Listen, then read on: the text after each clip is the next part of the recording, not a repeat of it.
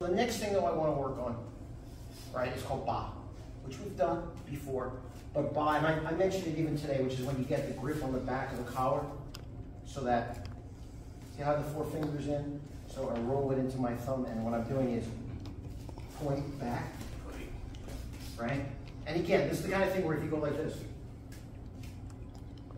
it doesn't feel anything, right?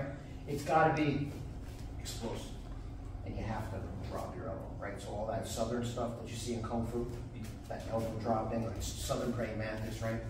I think the last seminar, we had a very special guest, Ralph Mitchell, who's a southern praying mantis person, and we were talking about this and we were laughing because people always think of this as striking, but it's a lot for controlling, pushing, and pulling.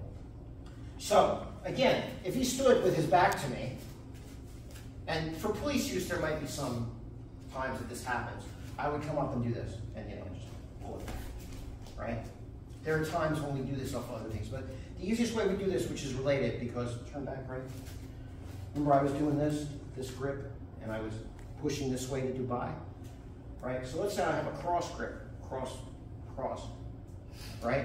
So I can't get Baai so easily. Am I making sense? Yes. Okay, I'm not in that same position. But if I pull it this way, am I now making sense? Yes. There it is. And then pull back. Okay, so in other words, if I was here, for example, same thing. When I pull him, oh, there it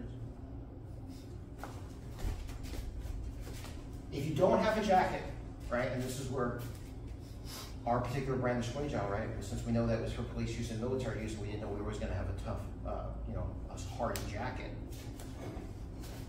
I can get his trapezius. And pull. Right? Just when you thought you were out, you're right back. Yeah, see? So in other words, if you don't have a jacket, just grab the trapezius, which is this muscle on the top of your wrist. Now, if you're mean, you can block it with your foot. I didn't tell you to do that. Okay? So, pull, Baai, pull, Baai. Okay? So, there's 2 things going on here, right? I was talking about how this technique is like what we call horse and shinny, or sometimes we call it the Thai bird.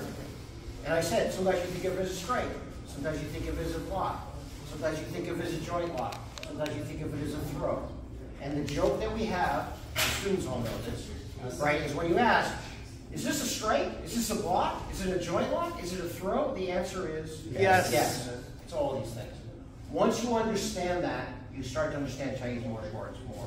The other thing I say about this is the strength of Chinese martial arts is the weakness of Chinese martial arts, which is usually you do a form and you're moving in the air, and they'll tell you, like, well, every one of these movements has 10 or 15 applications. That sounds great, right? Wow, I learned a form, and every movement had 15 or 20 applications. But you didn't train them. You don't know what they are. So that's the bad side. You have to keep drilling this.